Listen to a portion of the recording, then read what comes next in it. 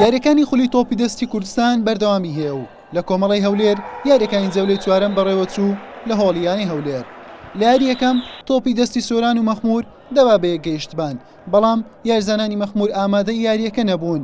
ڕەنگە ئەمەش بەهۆی ئەنجامە خراپەکانیانەکە بێت کە تەواوی یاریەکانی دۆڕاندووە.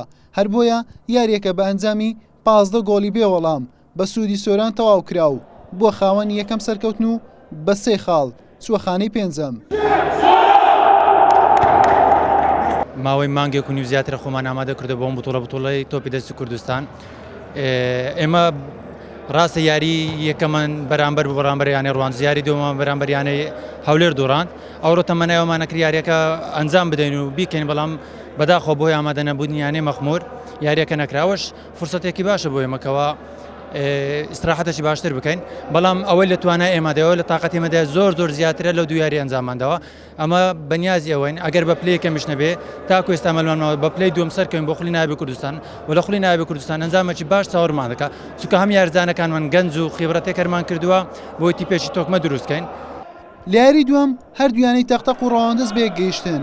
یاریەکە بە هێزێکی زۆری بەخۆیەوە بینی و دوای ڕکابەری هەردوویانە بۆ سەرکەوتن و خۆ جێگیرکردن بۆ یانەکانی پێشەوە. تەختەق بە جیاوازی 4 گۆڵ یاریەکەی لە ڕەواندز بردەوە بە ئەنجامی 34 بە 30 گۆڵ، بەڵام ئەوەی جێگای سەرنج بوو لە یاریەکە ڕوویدا. لە نیوەی دووەمی یاریەکە هێرشکرا سەر نابژوانی یاریەکە.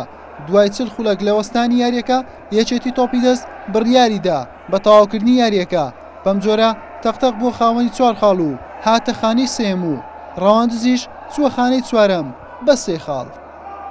ئەوڕۆ لە سەرەتادا یاریێکی زۆر خۆشمان کرد، بەڕاستی یانەی ڕەواندزیش ئاستێکی باش پێشکەش کرد، بەڵام ئێمە بەلەهات و یاریزانەکان کە ئەزموونی چەند ساڵیان هەیە توانیمان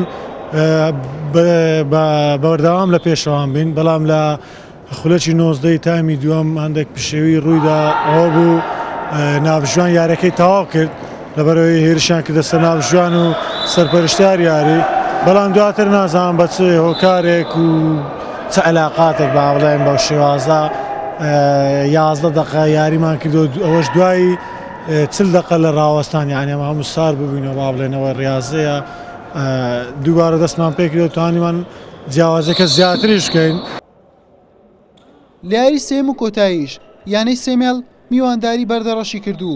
سێمێڵ یاریەکەی بە ئەنجامی 23 گۆڵ بەرامبەر بە 17 گۆڵ لە بەردەڕەشی بردەوە و سێمێڵ خاڵەکانی هاوشێوەی هەولێری پێشەنگ لێ کرد بە 6 خاڵ لە خانەی دووەم دێت، بەردەڕەشیش بە 2 خاڵ لە خانەی پێشکۆتاییدایە. حوسێن محەممەد، کەناڵی پێام، هەولێر.